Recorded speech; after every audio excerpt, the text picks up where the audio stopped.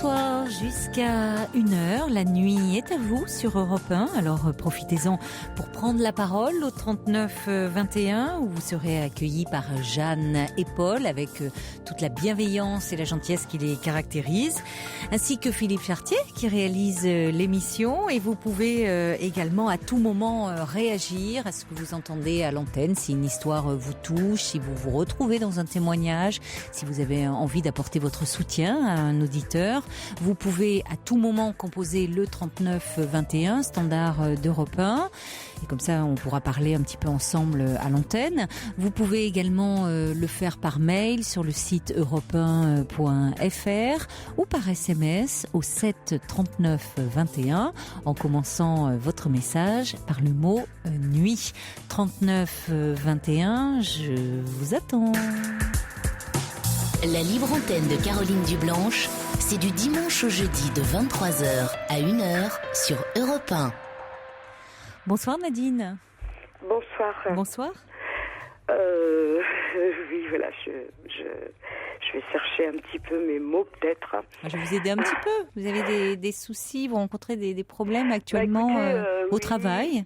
En fait, j'avais vraiment un petit peu la boule à la gorge il y a 2 jours quand je vous ai appelé d'ailleurs. Oui, mais vous n'avez pas pu passer. Voilà, oui. Parce qu'en fait, il devait avoir une réunion pour un peu apaiser les esprits dans mon lieu de travail. Et comme je me sentais un petit peu, comment on pourrait dire, peut-être pas agressée, mais visée, quoi. J'avais un peu peur des retombées et j'avais un peu peur de perdre mon sang-froid et d'exploser, quoi, parce que j'ai quand même un stress au travail dû aux relations que nous avons entre nous et oui. Et voilà, donc et la réunion s'est passée mieux que prévu alors. Oui, elle a eu lieu et oui. En fait, c'était beaucoup plus soft que je pensais et les gens, enfin, ce que je regrette et que j'ai envie d'hurler à chaque fois que je me rends sur les lieux, c'est que mes collègues sont très hypocrites et vous savez, enfin, ces histoires qu'il y a dans toutes les boîtes, je suppose, je sais rien. Enfin, ça fait 30 ans que je travaille, je sais que c'est toujours un peu la même chose un peu partout, mais voilà, j'ai du mal à gérer ça. Plus les années passent, plus j'ai du mal à le gérer en fait. Mais vous êtes depuis 30 ans dans la même entreprise ? Enfin, je suis dans le domaine hospitalier. Et ça fait 30 ans que j'ai tourné un petit peu dans plein de services, milieu de femmes quand même, pratiquement, depuis 30 ans, oui, malheureusement ou heureusement, je sais pas. Et voilà, alors il y a 20 ans, j'arrivais à accepter, j'étais un petit peu désinvolte, un petit peu...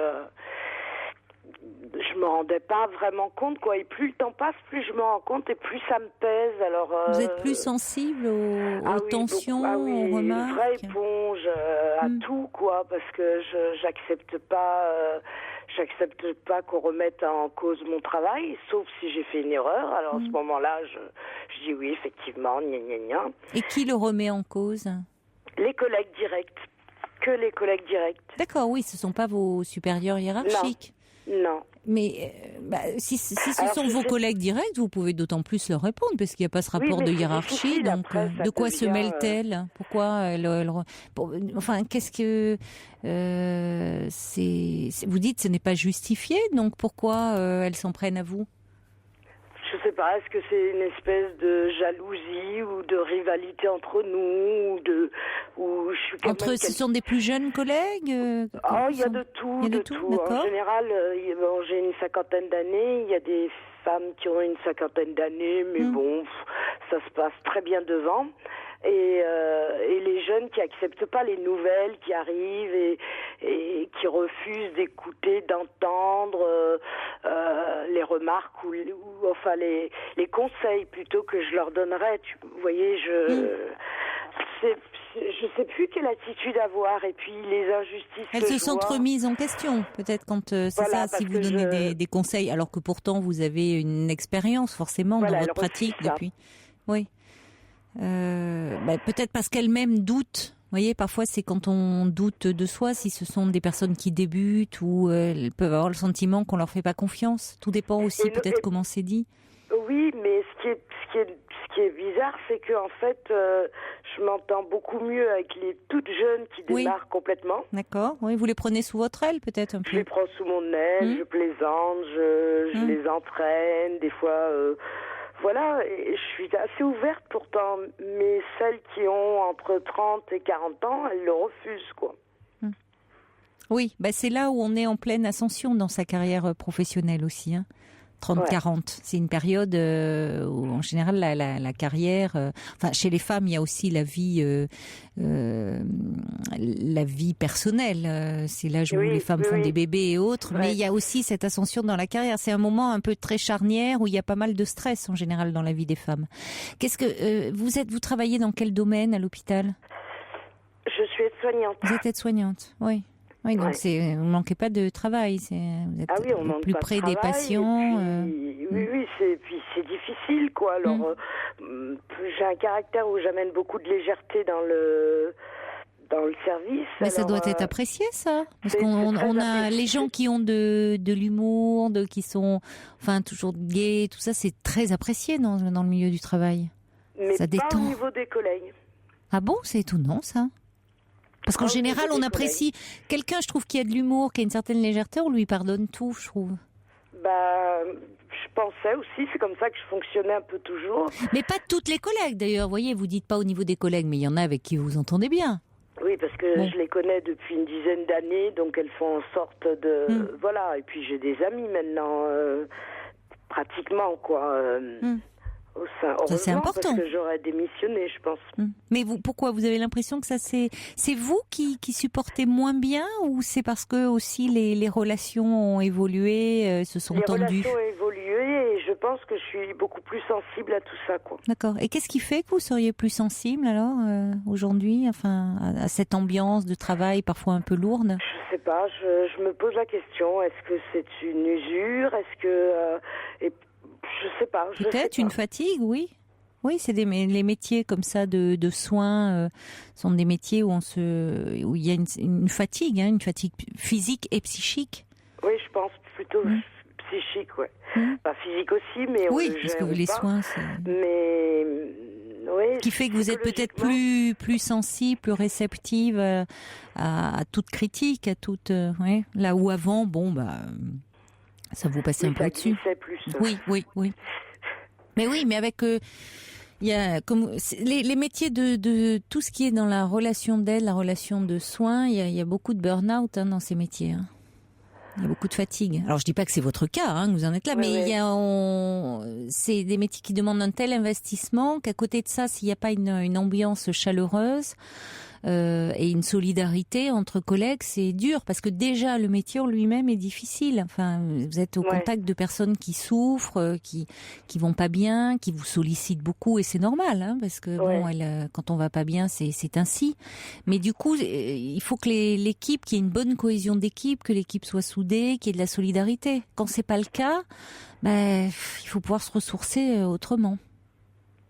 Ouais, moi je me demandais comment faire pour arriver à gérer mon stress avant même de partir au travail, quoi. Parce que, oui, à ce point-là. Quand avant vous arrivez avec la boule au ventre au travail? J'arrive avec la boule au ventre. Alors après, j'arrive à voir deux faces et j'arrive à cacher beaucoup tout ça, quoi. Mettre la couverture dessus. Mais il suffit qu'on m'agresse pour une bêtise ou que j'entende vous savez, les bruits de couloir et tout ça. Ça me touche, mais j'arrive pas à laisser passer, quoi. Oui, pourquoi ça vous touche autant finalement ça dépend aussi quel bruit de couloir. C'est-à-dire, il y a des rumeurs qui courent sur vous? Voilà, tout le temps. Il y a toujours. Mais quel genre de rumeurs? C'est difficile à expliquer comme ça à l'antenne, mais c'est tout, rien. Je sais pas, je peux pas vous donner un exemple précis. Mais vous savez qui est à l'origine, qui alimente ça? Oui, je sais, oui. Mais c'est vos collègues, certaines de vos collègues? Voilà. Elles sont plusieurs? Ouais, il y en a, on est une quarantaine, il doit en avoir 6-7, quoi. Oui, donc elles sont très minoritaires. Mais est-ce qu'elles ont tendance à semer la zizanie un peu comme ça? Est-ce que c'est... Je pense qu'elles ont tendance, mais que les gens ne le remarquent pas. Alors j'aimerais hurler et leur faire comprendre que c'est qu'elles manipulent, qu'elles manipulent sans arrêt. Mais peut-être qu'il faudrait le dire sans hurler, parce que si vous le dites en hurlant, vous ne serez pas entendu. Oui. Vous voyez, on n'est pas entendu, même si ça se comprend, parce qu'il y a des moments où on a envie de crier et de taper du poing sur la table parce que on a le droit d'être en colère, c'est légitime. Mais du coup, on n'est pas entendu. Ouais. Donc peut-être justement, comme vous avez parmi vos collègues aussi, certaines sont des amies, me dites-vous, donc vous êtes très proches. En tout cas, vous êtes très proche d'elles, vous avez beaucoup d'affinités avec ces personnes-là, parce que une quarantaine de personnes, elles sont 6 ou 7. Alors on sait que des éléments comme ça qui aiment bien semer le désordre, dresser les uns contre les autres, ont un pouvoir de nuisance important. Une seule personne a un pouvoir de nuisance dans un service. Donc un petit groupe, il faut pas sous-estimer son pouvoir de nuisance. Pour autant, la grande majorité qui est silencieuse peut quand même à un moment faire bloc et les isoler aussi. C'est-à-dire qu'elles auront moins de pouvoir si elles peuvent plus manipuler. Donc ça veut dire à un moment pouvoir en parler à des personnes que vous sentez être des alliés et montrer que vous n'êtes pas dupes, leur faire sentir à ces personnes-là, à plusieurs, que vous n'êtes pas dupes de leur petit jeu et qu'elles se tiennent à carreau, quoi. Oui, c'est ce que je ne sais pas. Il n'y a pas de relation de supervision? Il y a toujours des supérieurs, des gens des surveillantes, qui gèrent un peu... mais c'est une personne je sais pas comment dire, vous savez maintenant le système hospitalier et tout ce qui s'ensuit, et elles sont sollicitées par leurs supérieurs aussi pour que tout soit toujours parfait, tout soit toujours avec les nouveaux protocoles, les nouvelles traçabilités, et puis moi j'ai démarré il y a 30 ans où tout ça c'était plus... c'était moins, comment on dit...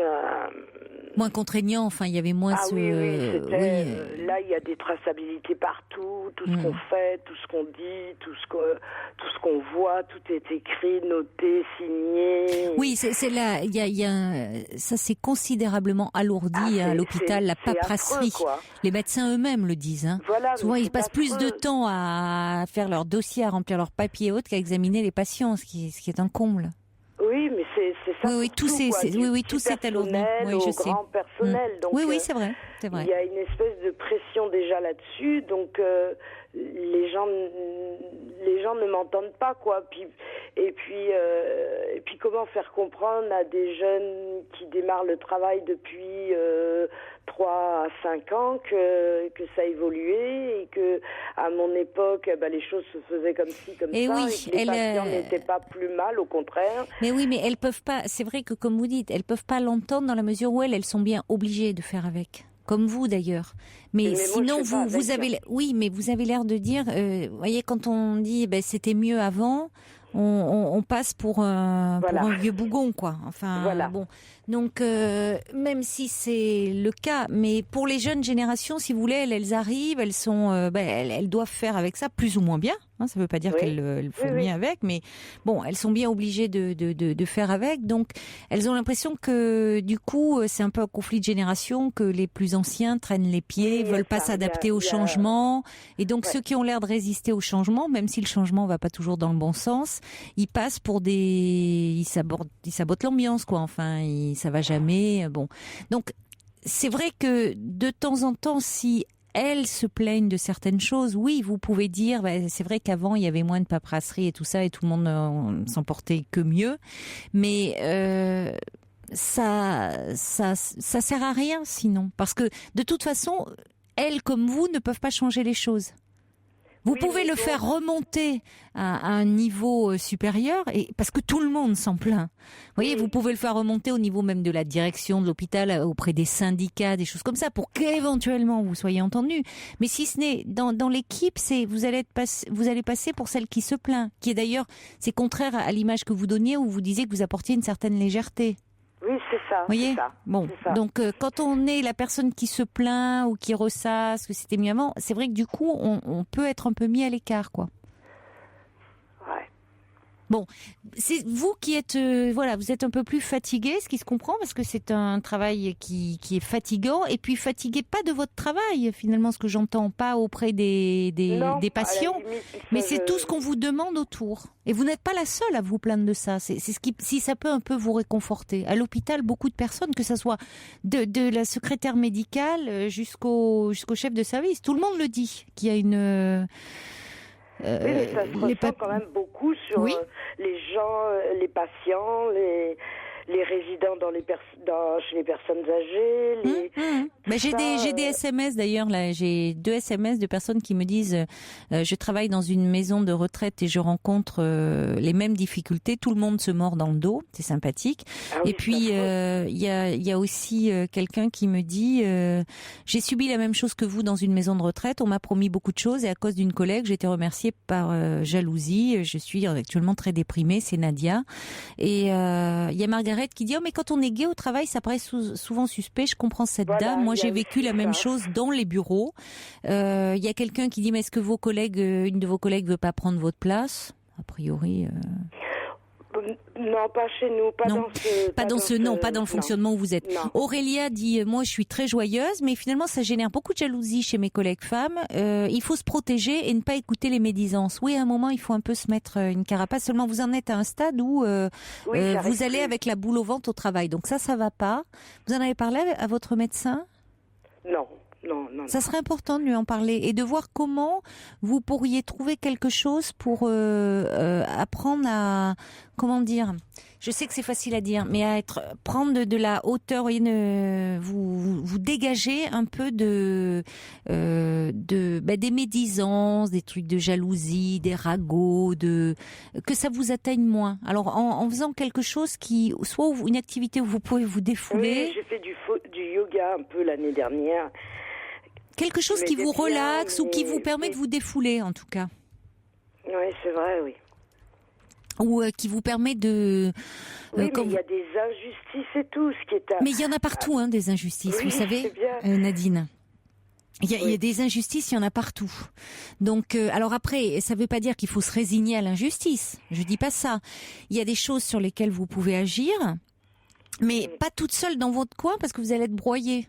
Donc, soit il y a des choses que vous remarquez qui posent problème, et à ce moment-là, vous pouvez contacter les syndicats aussi, alerter. Vous pouvez, dans des réunions d'équipe, avec l'appui d'alliés, en faire part, mais pas jamais seul. Seul, vous allez être isolé.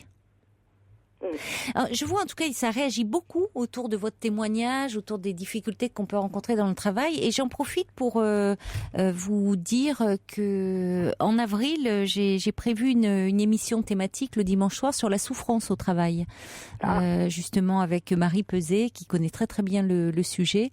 Et donc, j'ai pas encore défini le dimanche, ça sera plutôt vers la fin du mois d'avril, où on traitera pendant 2 heures cette thématique-là. Ah ouais, ce sera intéressant, j'écouterai. Oui, enfin voilà, donc je vous avais appelé donc il y a 2 jours parce que je me disais il faut qu'elle arrive, il faut que je téléphone à Caroline. Avant cette réunion, oui. Avec qui je vous écoute très très souvent, très régulièrement. Et, je vous remercie. Et je m'étais dit peut-être qu'elle m'aidera à voir un peu plus clair pour justement arriver à... Et en fait, ça s'est bien passé. Bon, donc ça c'est déjà bon. Ça veut dire que ce petit groupe là qui est un peu médisant était présent. Ouais, bon c'est un grand classique.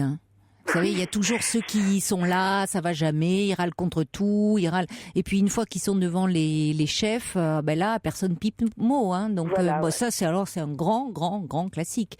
Bon, c'est pour ça que si vous voulez, attention vous de pas être le chevalier blanc, vous voyez, redresseur de tort. Même si je comprends et que le sentiment d'injustice ça vous indigne, mais il faut pas être seul, parce que si vous voulez, parfois on se retrouve comme ça, qui n'a pas connu ça, pour peu qu'on ait un tempérament un peu comme ça, chevaleresque ou justement un peu révolté, indigné, on se fait le porte-parole soi-disant. d'un groupe. Et puis, au final, le groupe, il se dégonfle comme un ballon de baudruche. Et puis, vous êtes la seule à avoir l'air de dire pique-pendre et que ça va pas et qu'il faut remettre à plat le système, quoi. Ouais. Donc, il faut jamais être seul et jamais isolé. Ça veut pas dire que vous pouvez pas faire des choses, mais pas isolé, parce que tout le monde vous pousse en avant. Tout le monde vous dit, ouais, vas-y, on est d'accord, on est tous avec toi. Puis vous retournez, il n'y a plus personne derrière. Ouais, c'est ça, à peu près. On va accueillir Marie-Claude. Bonsoir. Bonsoir Marie-Claude, vous êtes avec nous ? Bonsoir.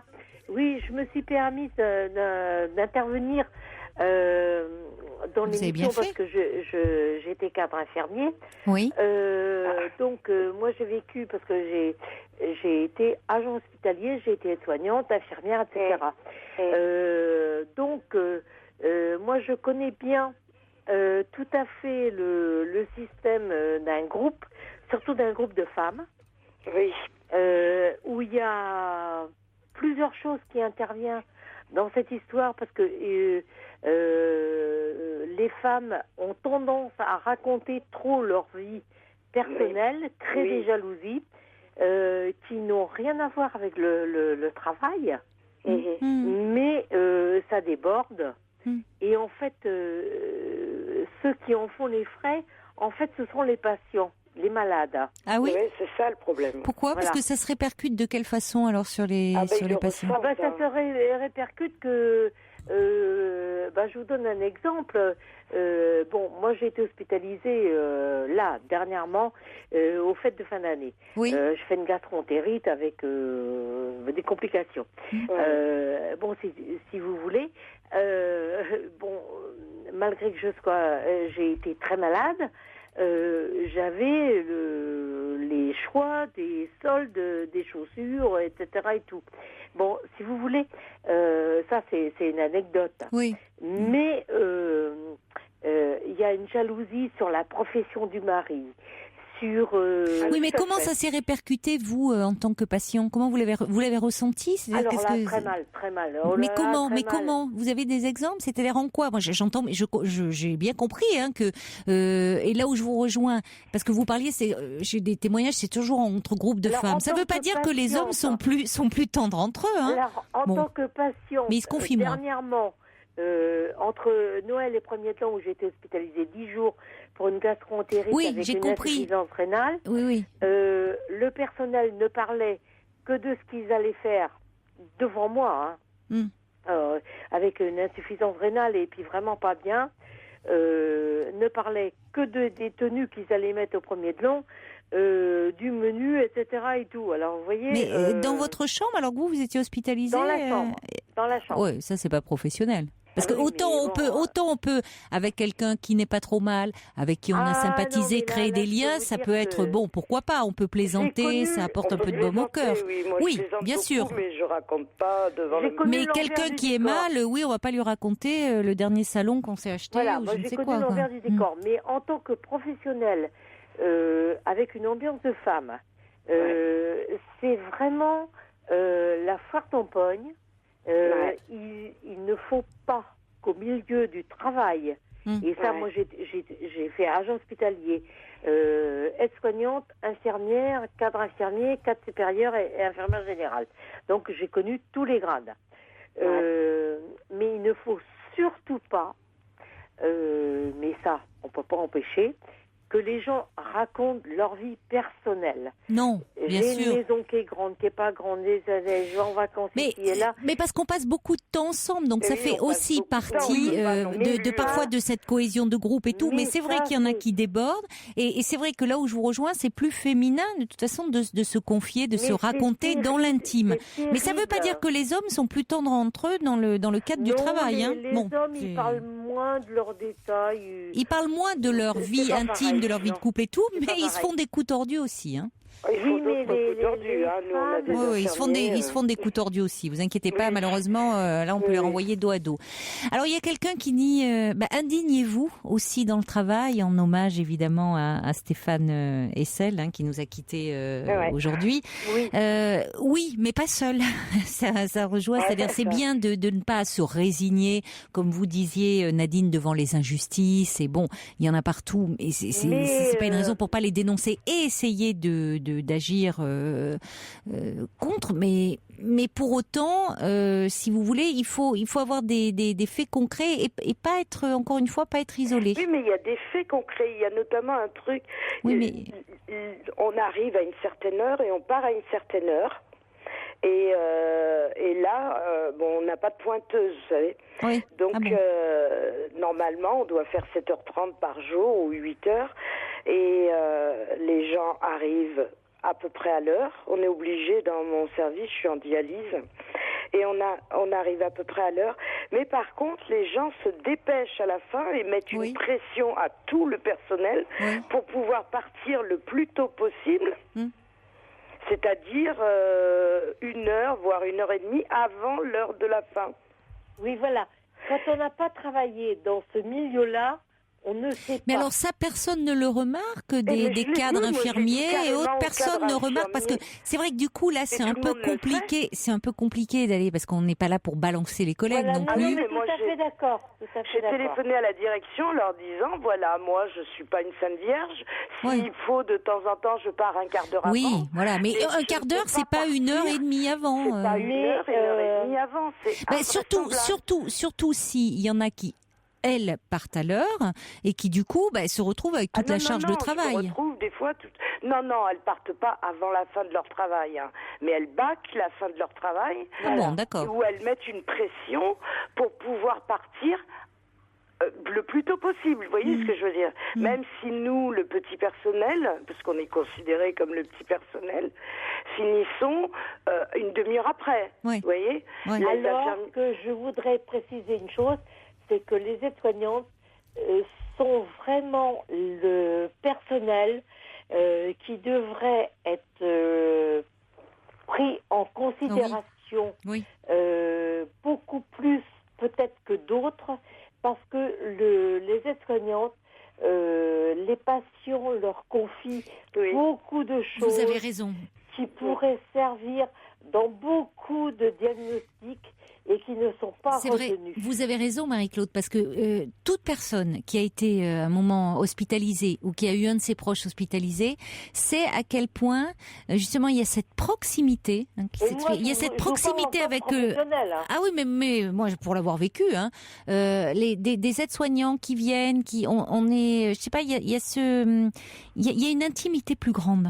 Souvent elles prennent plus de temps parce que le médecin qui vient dans la chambre avec son armada d'internes et autres, souvent il n'a pas le temps. On est impressionné, il faut bien dire ce qui est. Les infirmières sont souvent débordées. C'est vrai que les aides-soignantes, c'est comme si, je sais pas, il y avait un contact humainement qui passait bien. Ça veut pas dire que ça passe pas bien avec les infirmières, avec les médecins, je suis pas en train de dire. Mais comme si elles étaient plus disponibles. Et c'est vrai qu'il se dit énormément de choses aux aides-soignantes. Ce qui est pas facile, votre métier, parce que vous êtes tampon entre les patients qui du coup se plaignent aussi auprès de vous. Et puis en même temps, les infirmiers, c'est vraiment un métier particulier. Et même les ASH, on est le tampon entre tout le monde. Mais les ASH aussi, les gens se confient beaucoup aux ASH. Beaucoup. Parce qu'elles sont là, elles viennent faire le ménage de la chambre, donc elles prennent un peu de temps. Caroline, ça a changé. Ça fait un moment que j'ai pas été hospitalisée. Évolue beaucoup. Nous, les ASH chez nous, elles ne rentrent plus du tout vers le patient, vers le d'accord. malade. Elles rentrent plus, elles font plus les chambres. Elles ne rentrent plus. Mais alors qui fait les chambres alors? Il y a vous savez, moi je suis dans un service qui fonctionne que la journée. Il y a du personnel, comment on appelle ça, de nettoyage, là. D'entretien. D'entretien, avec des établissements extérieurs, donc qui sont complètement anonymes, qui passent quand le travail est fini, qui s'en vont, point. Et nous, on gère un peu ces filles-là, on commence à faire tout le ménage autour pour que ces femmes passent et s'occupent du sol, des choses comme ça, quoi. Donc les ASH, elles n'ont plus accès d'accord. Et c'est depuis quand ça? C'est depuis 2 ans, là. C'est ça, c'est récent. 2-3 D'accord. ans, oui. Alors, par rapport au fait, vous disiez, Marie-Claude, les bonnes femmes, elles racontent leur vie. Oui, c'est ça. Il y a quelqu'un qui me dit, mais le problème, quand on ne raconte pas sa vie, on nous en invente une. On nous en invente une. Oui, tout à fait. C'est vrai. Tout à fait, mais moi, je confirme. Plus on reste à l'écart, moins on donne de prise. Alors, il y a Alain qui a 40 ans, qui est infirmier psy, qui m'envoie un petit SMS pour dire il faut de la mixité dans le personnel. Ça limite les cancans et ça permet de rester discret et professionnel. Je suis tout à fait d'accord avec Alain. Ça, alors vraiment, si on pouvait vraiment atteindre la mixité dans toutes ces professions dites encore féminines, on gagnerait beaucoup. Il y en a de plus en plus maintenant. Ça serait bien. C'est vrai, heureusement. Ouais. Il y a Solène, elle m'envoie un mail, elle dit les ambiances de bonnes femmes. Quand j'étais étudiante, j'ai travaillé pendant 2 mois en hôpital psychiatrique et pareil, un petit groupe avait une dent contre l'une des infirmières et croyez-moi que son jour de congé, ça y allait de bon cœur dans les critiques qui ne servent à rien. C'est ça. Et j'ai beaucoup d'appels au 39-21 qui vont tous dans votre sens. Je me dis que quand je vais faire cette émission sur la souffrance au travail, ça ne manquera pas de témoignages. Moi, je peux... On va accueillir également Charles. Restez avec nous, Marie-Claude. Oui, Charles est avec nous au 39-21. Bonsoir. Oui, bonsoir. Bonsoir, Charles. Bonsoir. Je voulais effectivement témoigner. Moi, je travaille dans un milieu de femmes. Nous sommes 2 hommes dans un milieu où à peu près 25 femmes. Alors, est-ce que vous êtes chouchoutés? Absolument 2 hommes. Ah bon? Non. Je me suis fâché avec beaucoup d'entre elles parce qu'au début, j'ai essayé d'être neutre et de ne pas rentrer dans leurs histoires parce qu'il y a beaucoup d'histoires entre elles. Neutre mais utilisé, je pense. Oui, il y en a qui ont tenté de m'utiliser. Effectivement, moi je suis quelqu'un d'assez droit et d'assez juste, donc je voulais critiquer personne et en général elles se critiquent quand elles ne sont pas là et c'est vraiment très très dur à vivre. Surtout que j'avais jamais travaillé dans un milieu où il y avait que des femmes et donc à partir de là, en plus il y a parfois des groupes de pression, elles sont 4-5 entre elles qui font, comme on dit, l'appui et le beau temps, quoi, qui sont là depuis très très longtemps, et qui se permettent des choses et qui peuvent faire les patronnes finalement, quoi. Tout à fait. Oui, il y a des relations de pouvoir, évidemment, avec tout ce que ça peut impliquer pour celles qui ne sont pas dans ce petit cercle. Tout est dans lui. Mais c'est vrai que le milieu des femmes au travail, c'est pas facile. Non, mais attendez. Mais vous savez, les hommes, honnêtement, dans des milieux, ils se font aussi des sales coups. Ça se passe différemment, mais ils se loupent pas non plus. Je me permets une chose, Caroline, c'est un pouvoir certaines femmes, de n'importe quelle catégorie, infirmière, puisqu'on parle du milieu hospitalier, infirmière, aide-soignante, etc. C'est un pouvoir déviant. Ouais. Ça veut dire quoi, un pouvoir déviant? Ah, ça, c'est terrible. Mais c'est quoi? C'est pour se récupérer une valeur au niveau des supérieurs hiérarchiques, voire directeurs, etc. Oui, c'est ça, ouais. Alors ça, je peux vous le dire. Les faux culs et tout, ça n'existe pas que chez les femmes. Vous trouvez aussi dans toutes les structures, il y a des hommes qui adorent comme ça être bien serviles avec l'autorité et puis qui se comportent comme des petits chefs avec ceux qui sont en dessous d'eux. Donc c'est dans la nature humaine, je pense quand même. Oui, tout à fait. On va accueillir également Reine France qui est avec nous. Bonsoir Reine France. Bonsoir à vous tous. Bonsoir. Quel beau prénom, dites-moi. Ah oui. Attends, Alors vous avez travaillé pendant 42 ans. Oui. Dans un service hospitalier aussi? Oui, tout à fait. D'accord. Tout à fait. Ouh là là, 42 ans, je vais pas y arriver. Mais si, vous allez tenir, vous allez voir. Et alors? Oui, j'ai tenu, donc vous y tiendrez. Alors, est-ce que par rapport à ce qui se dit, qu'est-ce que vous en pensez, Reine France? Vous vous retrouvez ou vous trouvez que c'est exagéré? Qu'est-ce que vous en pensez? Non, c'est pas exagéré du tout. Même, je vais dire, il y a même des choses qu'elle ne penserait pas passer à l'antenne. J'ai passé 42 ans, je ne vais pas m'étaler sur des choses. Oui, il y a des choses qu'on ne peut pas dire. On peut pas garder l'antenne jusqu'à 4h du matin. Retracer vos 42 ans de carrière, ça serait certainement intéressant, mais on ne peut pas. Oh là là, mon Dieu. Oui, tout à fait. Alors moi, je vais dire une simple chose. C'est vrai que le milieu de femmes, c'est vraiment atroce. Surtout celles qui sont supérieures quand elles ont une dent contre quelqu'un. Ouais. Et moi, j'ai été de celle-là. Mais j'ai été forte. Je me suis faite une carcasse. Je savais tout faire, le bloc, les services, pédiatrie, maternité, gynéco. J'ai toujours fait mon travail impeccable, on n'a jamais pu me reprocher. J'ai tenu le coup jusqu'au bout avec des arrêts maladie entre deux et le médecin me disait écoutez, je lui racontais, il avait été interne et installé, il avait travaillé interne dans l'hôpital où je travaillais, il connaissait le milieu. J'ai tenu le coup, je lui dois une fière chandelle. J'avais été même... je vais vous dire une chose s'il y a beaucoup de monde à l'antenne, ne vont peut-être pas le croire. Bien que n'ayant rien à me reprocher, je suis arrivée à ma taille. On m'a dit voilà, madame, comme vous avez eu des arrêts maladie, vous faut un poste allégé. Ouais. Et on m'a fait laver que les bassins de tous les services. Ah, tout à fait. Ah, ouais. Tout à fait. Ah oui, c'était la punition. La punition d'avoir des problèmes Quelle de horreur. Je vous crois. Oui, on est dans le sadisme, vraiment. C'est horrible, des choses comme ça. Moi, je peux pas rester sans ne rien dire. Hein, et... Ah, mais c'est ce que j'ai fait, vous inquiétez pas. J'ai eu ma petite vengeance personnelle. J'ai toujours bien fait mon travail jusqu'au jour où la surveillante est venue surveiller la propreté des bassins. Et enfin, en faisant de la polyarthrite rhumatoïde, j'ai eu un poste assis, mais bien des années après. Mais j'ai beaucoup pleuré. Je rentrais chez moi, j'étais effondrée.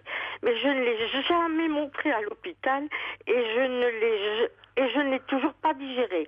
À savoir que la surveillante des urgences de l'hôpital de Roubaix a donné sa démission et que les médecins des urgences menacent de ne plus travailler s'il n'y a pas plus de personnel. Oui, mais c'est ça. Là, pour le coup, c'est pas pour des problèmes de médisance, des problèmes relationnels, c'est qu'il y a un manque criant de personnel. Énorme. Les urgences vont très mal. Ils fonctionnent à flux tendu. C'est terrible. Et ils se prennent du coup, les patients, ceux qui viennent, malheureusement, s'en prennent aussi aux médecins, parce qu'ils attendent trop longtemps. Mais oui, malheureusement. Oui, alors qu'ils travaillent dans des conditions extrêmement difficiles, ils ne comptent pas leurs heures. Donc oui, on rend pas assez hommage aux médecins, aux infirmières, aux aides-soignantes, à tous ces gens qui se démènent et bon. Mais Caroline, si je peux me permettre, parce que comme ça vient de m'arriver et de l'autre côté de la barrière... C'est Nadine ? Non, c'est Marie-Claude. Marie-Claude, oui, allez-y. Moi, j'ai fait une gastroentérite oui, vous nous l'avez dit. fulgurante, donc hospitalisée avec 2 SAMU. Lorsque je suis arrivée aux urgences, je suis restée 12 heures sur un chariot dans un couloir. Oui, mais c'est ça, il y a tellement avec ce que vous imaginez, diarrhée, vomissement, etc. Personne pour s'occuper de vous. Et en plus, parce que vous n'étiez pas une urgence malheureusement vitale. Alors on peut comprendre évidemment que les urgences, la personne qui fait un infarctus, elle va passer en priorité. Et heureusement, mais c'est pas normal d'attendre comme ça. Avec une infirmière qui vous dit, qu'est-ce que vous venez nous emmerder ici ? C'est le cas de le dire, oui. Nous emmerder ici, exactement le mot, avec une gastroentérite. J'ai plus qu'à amener toute ma famille parce que c'est rien du tout. Et si ce n'est que vous faisiez quand même 15 jours. Vous faisiez une complication hépatique, pas hépatique, pardon. Là, c'est des choses qui se disent pas, quoi. Ouais. Non, puis de toute façon, ça ne se dit pas. On ne dit pas à quelqu'un qui est là, même si c'est vrai que les médecins disent qu'il y a trop de bobologie, comme ils l'appellent, aux urgences. C'est-à-dire des personnes qui ont le réflexe, plutôt que d'aller contacter le médecin ou autre, d'aller aux urgences parce qu'ils sont pris en charge et autres. Mais je dis pas que c'est votre cas, hein, Marie-Claude. Non, mais attendez. Heureusement que vous aviez une complication, vous avez été hospitalisée 15 jours. Moi, en tant qu'infirmière, j'ai attendu 12 heures. J'ai appelé le SAMU, j'ai expliqué au médecin du SAMU ce qui m'arrivait. Il m'a dit, je vous envoie tout de suite la prise en charge. Et l'infirmière qui est arrivée, elle m'a dit, ça a été terrible. Oui, mais malheureusement, c'est-à-dire qu'en plus, c'est pas à l'infirmière de porter un diagnostic parce que la preuve, vous aviez derrière une complication. Et puis mais on peut comprendre aussi, Caroline, si vous voulez, ils sont dépassés, ils sont fatigués. Elle m'a dit quel est le tordu de médecin qui a envoyé une ambulance. Oui, elle a dépassé les limites. Mais oui, elle a dépassé les limites. Mais à sa décharge, je dirais que quand on voit comment fonctionnent les services d'urgence, je veux bien croire que si elle pensait que vous veniez là juste avec une simple gastro, nous étions. On va pas refaire tout parce que c'était pas le point de départ, Marie-Claude. Le point de départ, c'était la difficulté, des relations au travail. C'est pas les dysfonctionnements des services des urgences. On va accueillir également Michel Michel et on va conclure avec vous, Michel. Ah non, elle n'est pas encore là. Bon, parce que Michel a travaillé dans des sociétés où il y avait beaucoup d'hommes. Elle voulait dire quelque chose par rapport à ça. Oui. C'est Nadine. Nadine, un petit mot, parce que c'est quand même vous qui avez été à l'initiative de ce débat, donc il ne faut pas qu'on vous perde de vue. Non, mais je suis là, j'écoute et je me rends compte que oui, ce serait un vaste débat et que forcément on peut comprendre les patients qui en peuvent plus et qui bien sûr. sont là, qui souffrent et qui se rendent pas compte parce que voilà. Mais on peut aussi comprendre le personnel qui des fois est débordé et c'est humain aussi de craquer. Malheureusement, il devrait pas le faire devant des gens qui souffrent sur un brancard qui attendent pendant des heures. Mais bon. Voilà. Mais tout le monde est sous pression et malheureusement on arrive à des situations de ce type qui bien sûr ne devraient pas avoir lieu. C'est ce que je disais à mes collègues qui justement font des histoires pour des bêtises et je leur disais qu'il y a des choses beaucoup plus importantes et qu'on avait la chance, nous, par contre, d'être dans un service beaucoup plus soft et qu'elles devraient réaliser la chance qu'elles ont par rapport aux hôpitaux, parce que ça fait 30 ans que je travaille et j'ai tourné aussi dans les services différents et je me rends compte que ça n'a rien à voir et qu'elles ont un confort de travail qu'on n'a nulle part ailleurs dans les secteurs hospitaliers et qu'elles devraient l'apprécier, qu'on devrait se donner la main, quoi, plutôt que de se taper dans le dos, voilà. Mais il y a First Lisa qui vous écoute et qui dit... surveillante jour et nuit, hein, parce que le week-end, le dimanche et la nuit, il y a pratiquement pas de surveillante. Alors, il y a quelqu'un qui dit, moi je travaille en contrat aide, eh bien j'étais pris pour une moins que rien par un petit groupe d'aides-soignantes. First disait en écoutant tout ça, elle se dit, bien contente d'être à la retraite. Et puis il y a également alors quelqu'un qui me disait que quand on s'investit, c'est Nadia qui dit, plus on s'implique au travail, plus on a de chances de souffrir. Le mieux, c'est d'essayer de relativiser, de prendre du recul pour se préserver. Elle a pas tort, Nadia. C'est vrai que forcément, on le sait que d'ailleurs dans les cas de burn-out, c'est souvent des personnes qui s'impliquent beaucoup, qui sont très consciencieuses et qui, justement, à un moment, il y a un tel investissement, y compris un investissement affectif, que malheureusement, elles peuvent craquer. Et c'est vrai que, et pour autant, je trouve que avoir le désir de bien faire son travail, de s'impliquer, de s'investir, on devrait pouvoir, quand on a la chance de faire un travail que l'on aime en plus, parce que c'est malheureusement pas le cas de tout le monde. Mais c'est vrai que je pense, moi, qu'on est tous faits pour quelque chose et quand on a trouvé entre guillemets cette voie-là, c'est un noble objectif que de vouloir bien faire son travail le mieux possible en tout cas. Bon, est-ce qu'on a retrouvé Michel? Oui, bonsoir Michel. Bonsoir Caroline. Bonsoir. Bonsoir à toutes. Bonsoir. Il y a Charles, n'oubliez pas, il y a Charles. Et on a un homme quand même dans ce débat. La mixité est pas tout à fait respectée, mais quand même, on a Charles, représentant la jante masculine. Dire d'ailleurs comment on l'avait. Mon pauvre Charles, vous êtes deux hommes dans votre travail et là vous êtes encore minoritaire ce soir. Eh oui, c'est la vie. Voilà, c'est une façon de voir les choses en fait. C'est ce que je ressentais en écoutant, parce que je viens juste de prendre l'émission. Oui. Et je suis assez atterrée toujours d'entendre milieu de femmes, c'est comme ci, c'est comme ça. Moi, je crois que c'est des comportements humains, tout simplement. Oui, c'est Moi, j'ai travaillé dans des milieux d'hommes où il se passe exactement la même chose. Dans des sociétés de transport, vous avez des mecs qui se plaignent parce qu'on a empiété d'1 mètre sur la place de leur bus où ils doivent se garer d'habitude. Ils ont quelqu'un d'autre qui a conduit leur bus la veille et qui l'a pas rendu propre. C'est une catastrophe et ils se tirent dans les pattes, mais c'est... Et j'ai travaillé dans un bar aussi. Alors le soir, quand on entend les garçons, comment ils parlent entre eux, de leurs collègues masculins de travail, mais c'est exactement la même chose. Oui. Donc, je crois que c'est des comportements humains, tout simplement. Excusez-moi, c'est Marie-Claude. Oui. On s'en serait douté, Marie-Claude. Oui, vous êtes pipelette. Ce n'est pas avec de l'humain. Ouais. Moi, c'est ce que je dis. On a de l'humain. On a des gens humains dans les lits. On a des humains et des humains qui souffrent, mais justement peut-être que c'est bien connu aussi pour un moment se sortir un peu de cette pression aussi psychologique, et il y a une façon il y a les petits tracas de la vie quotidienne qui reprennent le dessus, et puis nos petites mesquineries aussi, c'est pas parce que on travaille auprès de l'humain et dans des relations d'aide et de souffrance que on en reste aussi avec nos travers quand même. Oui, puis comme vous dites, pas être que dans un côté noble, bon. C'est un métier difficile et effectivement, c'est un métier où il y a essentiellement des femmes. Et des femmes qui sont souvent ramenées à des tâches, même quelquefois, entre guillemets, familiales. Et c'est un peu cantonner la femme toujours à la même chose. Et effectivement, il peut y avoir des craquages. Et puis la façon de... Mais moi, c'est pas trop au milieu hospitalier que je réagissais. Quand on disait les femmes entre elles. Mais je crois que c'est dans le travail. Moi, je vous rejoins. Dans le travail, les gens, qu'ils soient hommes ou femmes, ils ont des comportements qui sont égoïstes, qui sont frustrés, qui sont... Mais qui sont des comportements humains. C'est ce que moi, je suis d'accord, je pensais que c'est aussi bien que ça dépende, ça soit les hommes ou les femmes. Même s'il y a des différences, parce que je suis d'accord avec les intervenants qui disaient que les femmes se confient plus, parlent plus, mais ça, c'est pas que dans le travail. On est plus à parler de soi, de son intimité, de son couple, de sa famille, de ses enfants. Bon, les hommes moins. Donc, du coup, ça donne prise aux jalousies, aux rancœurs. Bon. Mais pour autant, les hommes entre eux, je veux dire, il y a des relations de pouvoir qui peuvent être terribles. Enfin, même si ça passe pas par des petits trucs où on se jalouse et tout, mais la jalousie, elle est aussi présente. Il y a les hommes entre eux dans un bar, par exemple, où ils sont alors détendus après le travail, ils savent très bien de parler de leur femme en termes pas toujours très sympas. Alors effectivement, ça se fait pas à 5 ou 6, ça se fait à 1 ou 2, parce qu'en général, on confie ce genre de choses à une seule personne, mais c'est pas très sympathique non plus. Je crois que non, c'est dans la nature humaine.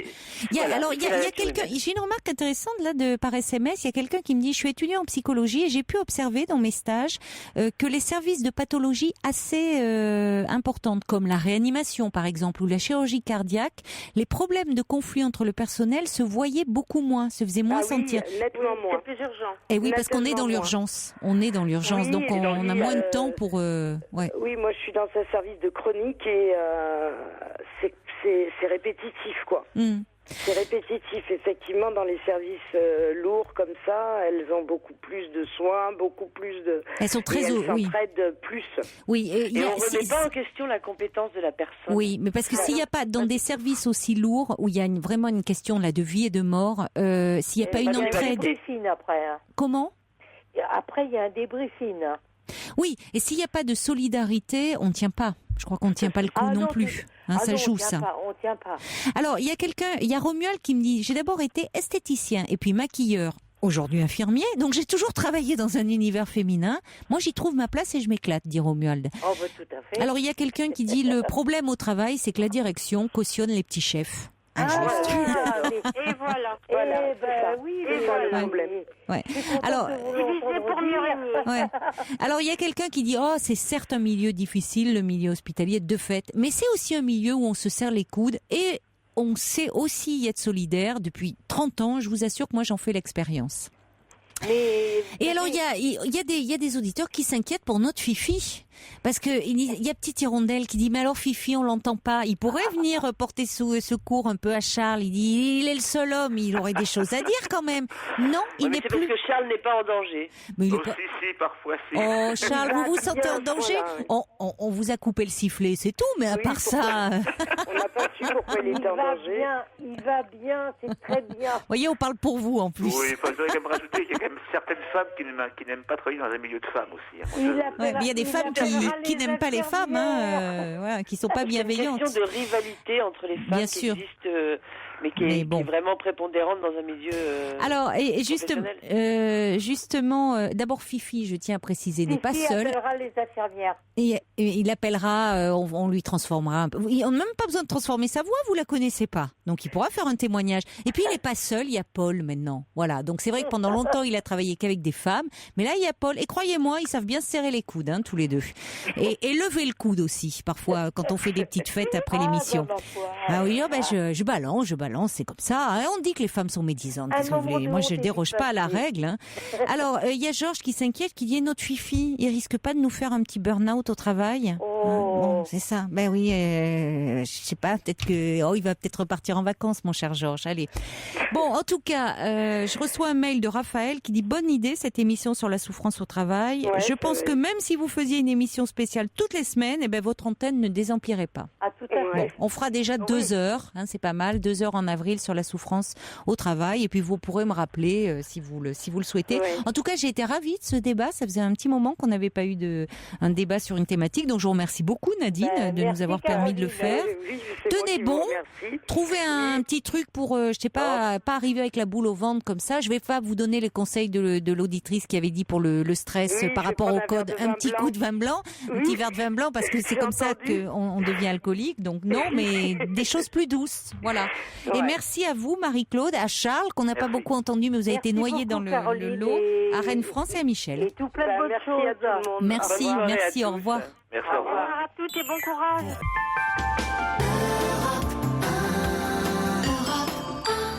Bon, avec tout ça, vous m'avez énervé mon Sergio, moi, qui dit on touche pas à Fifi, là. Fifi, c'est le boss, donc il est au-dessus de tout ça, des médisances et autres. Il y a pas mieux que Fifi, dit Sergio. Et puis Sergio qui dit ça fait du bien quand ça s'arrête, la Marie-Claudite. Elle était un peu pipette, elle avait beaucoup de choses à dire, elle témoignait de son expérience. Et puis, il y a Nadia qui dit il faudrait adopter la zen attitude au travail. Encore des messages pour Fifi qui dit allez Fifi, lève la tranche micro, prends la parole avec Caroline, mais n'oublie pas d'envoyer ton jingle depuis le cartouchier. C'est quelqu'un, c'est des images de chasse, là, il n'a pas de cartouchier, Fifi, heureusement. Ah bon, il a un cartouchier ? Ah ouais, bon alors voyez, alors c'est un pro, je ne sais pas, c'est peut-être un collègue mais vous avez raison, mais je savais pas qu'il y avait un cartouchier, moi je vais me méfier maintenant pour envoyer les jingles. Donc bravo à vous, voyez, vous connaissez tout ce qui se passe en technique. Et puis il y a quelqu'un qui dit alors il n'y a pas de micro à la réa, pourtant il pourrait se piquer pour réagir au débat, il réagit mais en régie. Et puis Margaret dit cette première heure a été passionnante, je me rends compte que les ambiances au travail ne se sont pas arrangées et comme d'ailleurs elle dit pas First Lisa, elle dit Force Lisa, c'est un joli lapsus, je savoure ma retraite depuis 3 ans. Stéphanie, elle envoie un petit mail pour dire c'est bien connu dans la direction, c'est diviser pour mieux régner, ça permet que tout le monde travaille et ne perde pas son temps en discussion futile à leurs yeux. Manu me dit j'ai fait un burn-out il y a 2 ans, les conditions de travail étaient insupportables, que ce soit pour les hommes ou pour les femmes. J'ai eu la chance de pouvoir changer de lieu de travail, j'ai demandé ma mutation et je me reconstruis très bien loin de cet endroit en retrouvant le plaisir d'exercer mon métier. Donc oui, il faut prendre de la distance et trouver le moyen de moins s'impliquer pour être moins fragilisé par son travail. Surtout un travail difficile dans un milieu difficile où tout le monde est sous pression. Se dire que la vie est belle, même si la souffrance au travail existe, il faut lutter contre celle-ci. Mais si on peut partir et demander sa mutation ou faire son travail dans un autre lieu, il ne faut pas en avoir peur. Bon courage à tous ceux qui souffrent. Bon, je sens qu'on va avoir du travail. Nous, le dimanche où on fera cette émission sur la souffrance au travail, beaucoup d'appels, je vous le redirai bien sûr en temps et en heure. Bonsoir Sylvie. Pardon. Oui, bonsoir. Bonsoir. Merci de prendre mon appel. Mais je vous en prie, merci de votre patience puisque vous deviez passer tout de suite après Nadine. Et puis bon, vous voyez, on est en direct et on privilégie la place aux appels. Et là, ça réagissait beaucoup. Donc, merci d'avoir patienté. Très intéressant. Pour l'avoir vécu aussi un petit peu, mais en tant que stagiaire. D'accord. Ah oui, mais ça serait intéressant. Parce que le statut des stagiaires, il y a beaucoup à dire. Ah oui. Oui. Parce qu'on les exploite beaucoup, les stagiaires. Oui, et puis on entend beaucoup de choses, et c'est vrai, tant en tant que patient que en tant que professionnel, entre guillemets. C'est vrai qu'on entend beaucoup de choses. Les stagiaires en milieu hospitalier aussi ? Oui. D'accord. Oui, j'ai préparé donc mon concours d'entrée d'aide-soignante. Et donc j'ai réalisé un stage dans une clinique. Et c'est vrai que lorsque les professionnels étaient dans le couloir, c'était les patients étaient des numéros, c'est-à-dire le boulet de la chambre numéro un tel. Quand j'entendais ça, j'ai des noms de chiens. C'était pas possible de traiter les gens de boulets parce qu'ils sonnaient justement pour avoir le bassin. Quoi. En général, quand les gens sonnent, hormis quelques rares exceptions, qui sont des grincheux, qui veulent, il y en a toujours.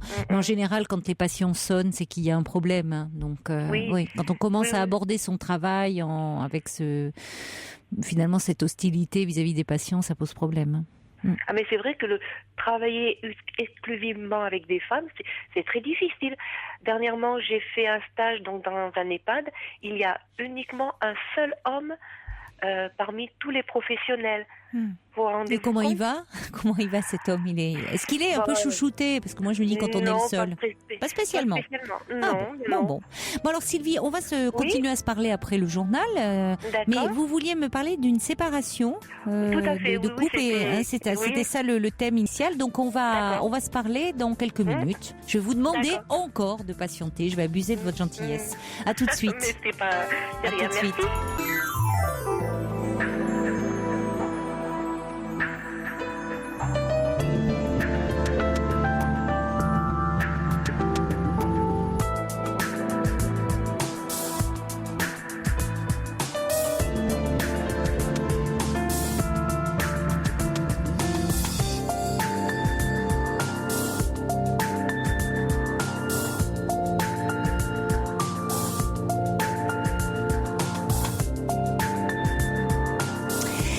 Deuxième heure de votre libre antenne et nous sommes toujours en direct, bien entendu, sur Europe 1 jusqu'à 1h. Vous pouvez appeler le 39 21 pour me parler de vous, pour réagir aussi à tout ce que vous entendez. Vous pouvez le faire par SMS au 7 39 21 en commençant vos messages par le mot nuit. Alors c'est Philibert qui réagissait aux côtés des ambiances de travail exclusivement féminines. Il me dit, moi je suis dans une classe de 34 filles et je peux vous dire que c'est pas facile tous les jours parce que quand elles sont en groupe, on ne peut plus les tenir.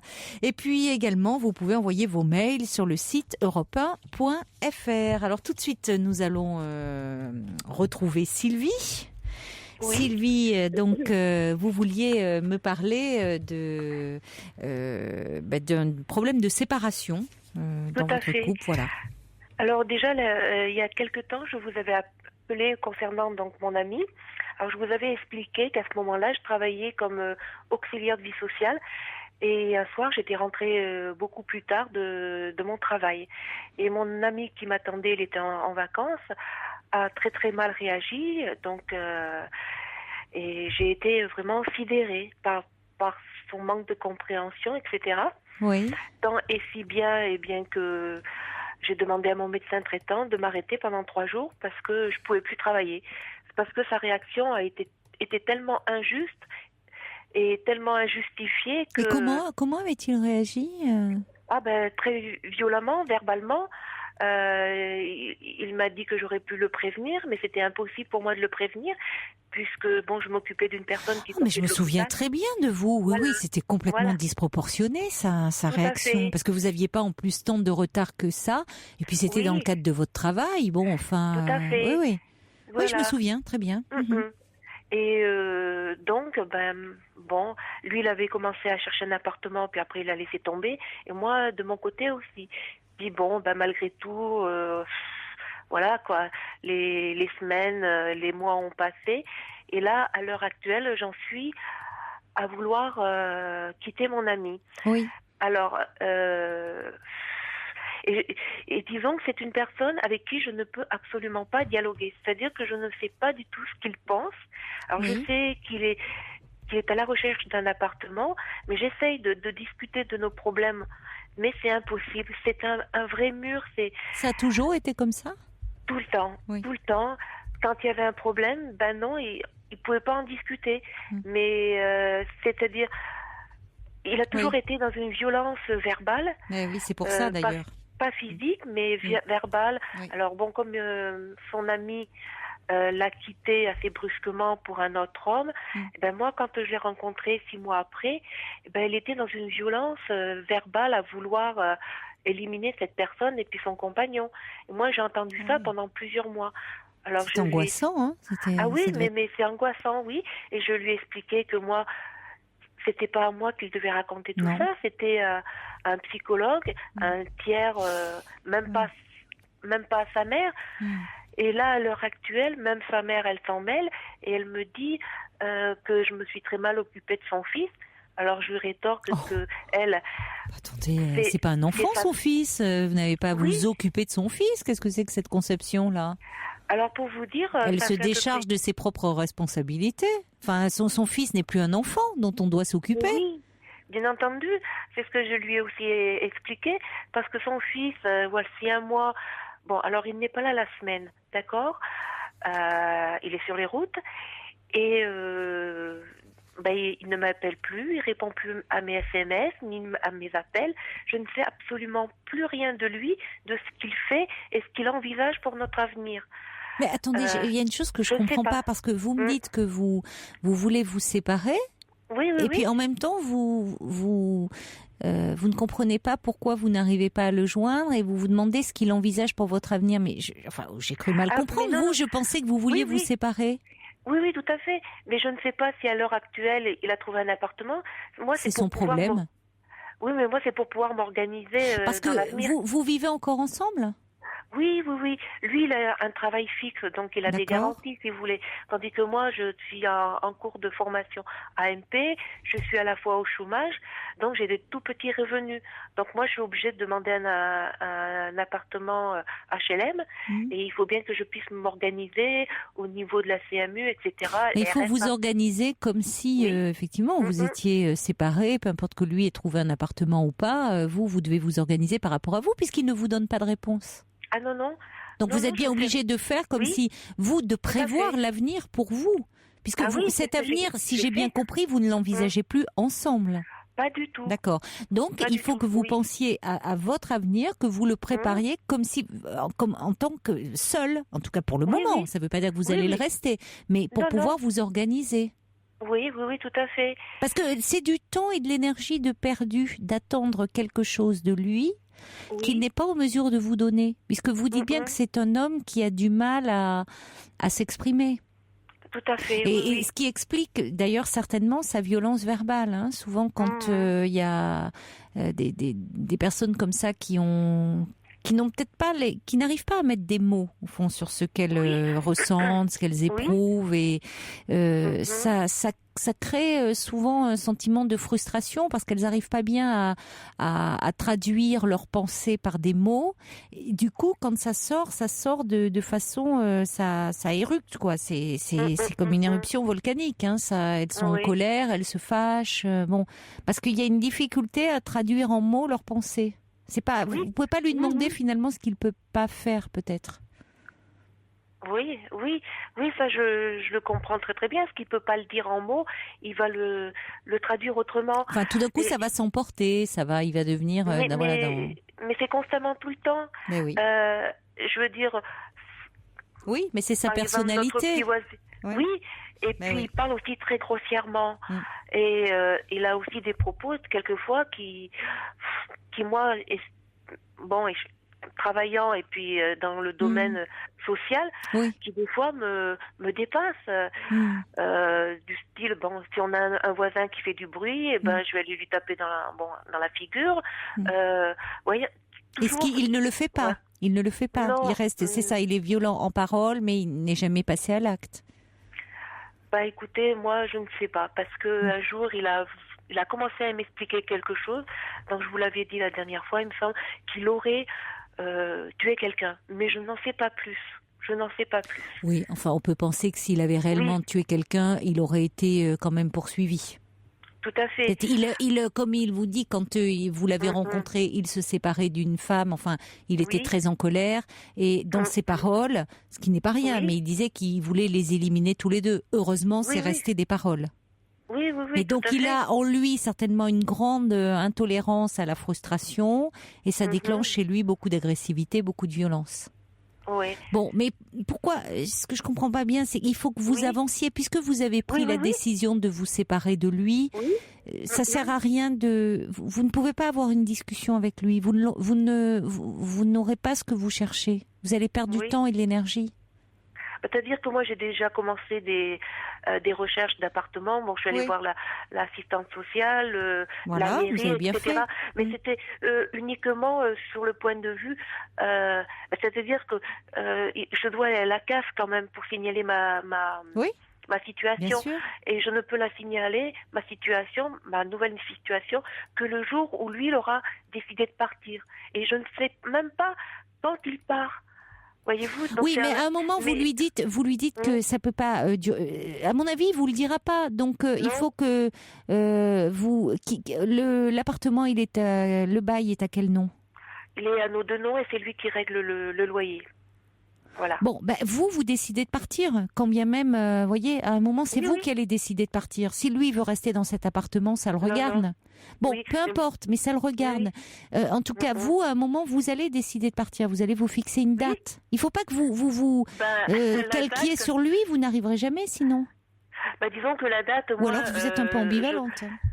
Non, parce que en fait, la date, moi, c'est le service HLM qui va me proposer les appartements. Moi, je n'ai pas de garantie, je n'ai pas de travail fixe. Lui, il peut partir du jour au lendemain. Oui, mais il le fera pas. Enfin, si, il va le faire. Si, parce que là, lundi, donc il y a une personne qui m'a appelé pour un appartement. J'espère qu'il va le prendre. Et là, oui, mais il ne vous dit rien. Il ne vous dit rien. Non, il me dit rien. Mais c'est une façon de vous ennuyer aussi, de ne rien vous dire. C'est une façon de vous laisser comme ça, parce que il est il est certainement en colère contre et donc c'est une façon de vous empoisonner. Il vous rend la vie plus difficile comme ça. J'ai l'impression aussi qu'on me met tout sur le dos en même temps. Mais qui la famille. Mais peu importe, vous voyez bien ça, la réaction de sa mère. Je sais pas, elle réagit comme si elle lui rend pas service à son fils en disant que c'est toujours les femmes finalement qui se comportent pas bien avec lui. Les femmes sont pas là pour prendre en charge son fils. Bon, il y a une confusion et vous voyez bien que d'ailleurs du coup cet homme, il a du mal dans sa vie et dans ses relations parce que il sait pas parler, il sait pas il supporte mal la frustration et donc vous êtes dans la mesure où si vous êtes au clair avec votre décision, il faut que vous avanciez. Oui, tout à fait. Voilà. Oui. Moi, disons et en disant à l'assistante sociale ce qu'il en est, que cet homme ne vous tient pas au courant et qu'à un moment il faut pas que vous soyez aussi tributaire de lui comme ça. Hein. Ah oui, mais ça, comme il paie le loyer, vous avez peur de vous retrouver, vous, à la limite, à la rue, sans rien. Pas à la rue, non, je pense pas, mais voyez-vous, c'est au niveau financier que moi, je me protège, parce que du jour au lendemain, il va s'en aller, donc après le loyer, moi, j'arriverai à payer les 2 premiers, si vous voulez. Mais après, ça va être un petit peu compliqué. J'ai déjà vous prendrez le relais avec l'assistante sociale et autres, mais il ne faut pas attendre de lui ce qu'il n'est pas en mesure de vous donner, hein, vraiment. Ouais, mais c'est vraiment frustrant quand vous êtes à côté et que vous essayez de discuter. Mais Sylvie, vous me dites que dès le début de votre relation, ça a été comme ça. C'est un homme qui ne sait pas parler. Donc vous voyez bien, après ça déclenche en lui une rage, une colère, peut-être quand on le quitte. Donc il peut pas, il est dépassé et il n'a pas les mots pour le dire. Il faut l'entendre. Parce que et plus vous allez chercher à le questionner, à savoir, plus ça va le mettre en colère.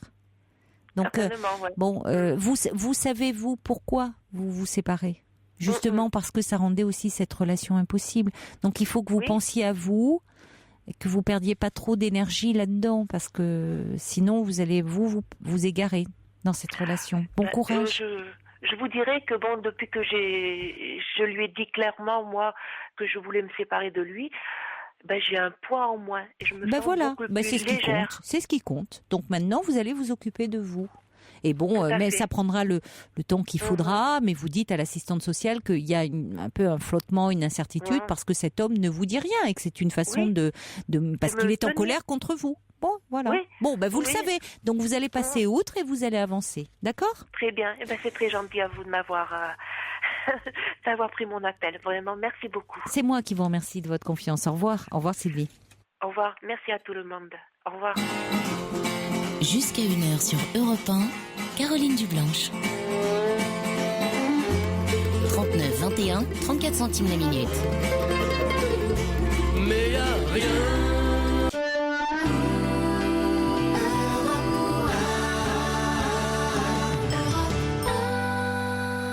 Je voulais faire un petit clin d'œil à Sarah qui m'avait envoyé un mail en début d'émission et qui me dit « Je vous écris afin de vous faire un petit coucou depuis le Mississippi, dans le sud des USA où j'habite. J'adore vous écouter en rentrant du travail. Il est chez nous 16h de l'après-midi. Et vous écouter me permet de garder mon petit coin de France dans ce quotidien américain. Alors, merci !»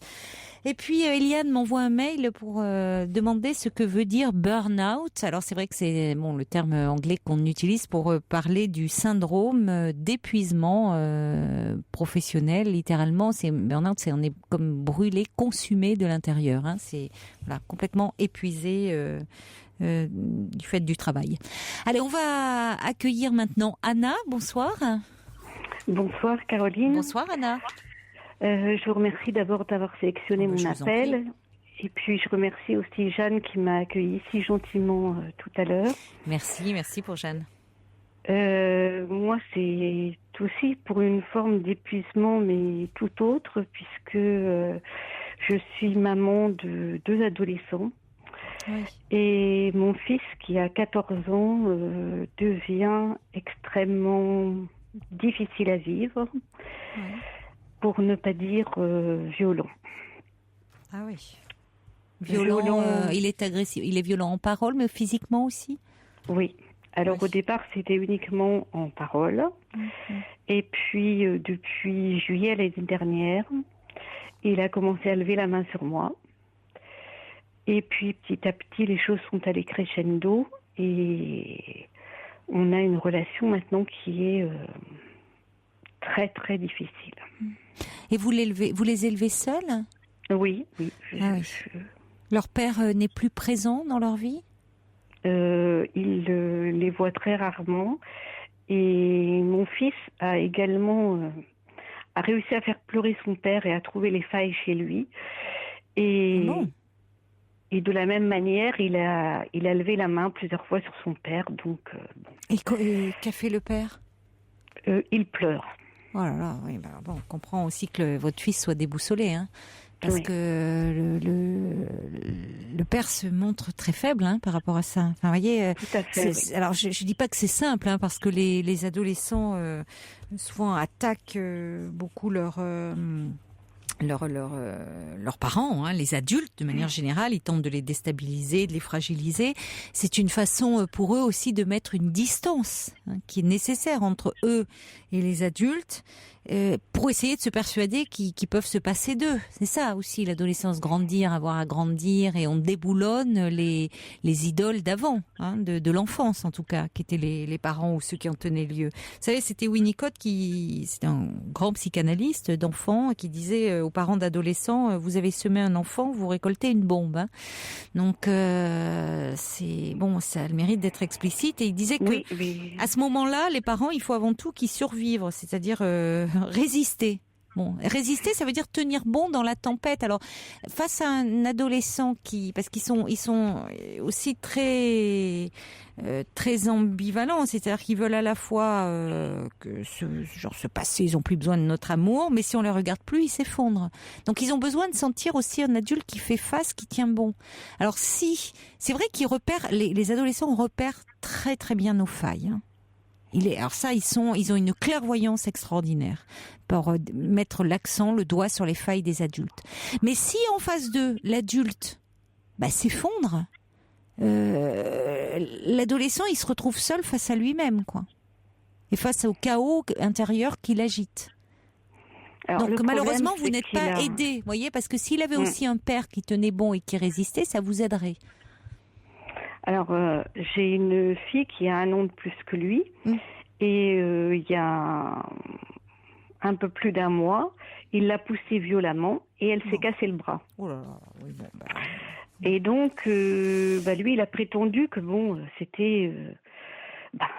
elle était tombée, elle était mal tombée, et puis après tout, c'était de sa faute puisqu'elle était mal tombée. Non.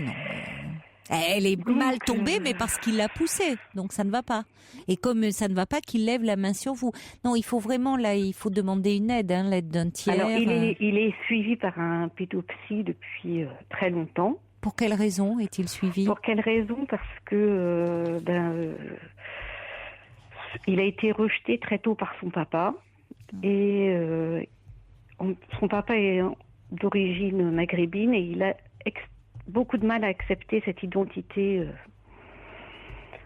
cette autre identité, cette autre part de lui-même. Et donc il n'arrive pas à avancer, à se construire. Oui, parce que l'adolescent qui évidemment se questionne sur ses origines, sur les conditions de sa venue au monde, de ce qui s'est joué entre ses parents, ce qu'il n'accepte pas, c'est que son père l'ait rejeté. C'est pour ça qu'il ne veut pas, en rejetant son père, il rejette aussi son identité. Vous dites, enfin, cette part de lui-même. Voilà. Donc, le pédopsychiatre me dit que pour l'instant, il a une telle haine contre son père que je sers en quelque sorte de défouloir, on va dire. Mais c'est fort possible parce que vous savez, plus les adolescents ont adoré les parents, plus ils risquent de les agresser pour se persuader qu'ils peuvent se passer d'eux. Hein. Donc, comme vous êtes seul à l'élever, puisque malheureusement le père a été défaillant, donc aujourd'hui il s'attaque violemment à son père et en même temps, en tant que garçon, pour se construire, il a besoin de s'émanciper de vous. C'est angoissant pour un enfant de cet âge-là, pour un adolescent de cet âge-là, d'être trop proche de sa mère quand il s'agit d'un garçon. Il a besoin de se construire dans son identité de garçon, de futur homme, et il ne peut pas s'appuyer sur son père. Donc être trop proche de vous, même s'il vous aime, et c'est certainement pour cette raison aussi qu'il vous agresse de la sorte, parce que plus on aime, plus le lien est fort, fusionnel, plus on agresse. Donc c'est pour ça qu'il est important, vous n'avez pas la possibilité d'avoir un tiers qui tienne bon en la personne du père, il faut un autre tiers et au besoin peut-être, je ne sais pas, une action éducative en milieu ouvert avec l'aide d'un éducateur, en demandant l'aide d'un juge pour enfants. Ouais. C'est ce que je voulais demander par le biais d'une assistante sociale, une AED. Oui. Pour vous avez raison. Essayer de faire en sorte, surtout, de protéger ma fille. Oui. De le protéger lui. Oui. Et puis moi, d'essayer d'avoir une vie, parce que là. Oui, vous êtes épuisée là.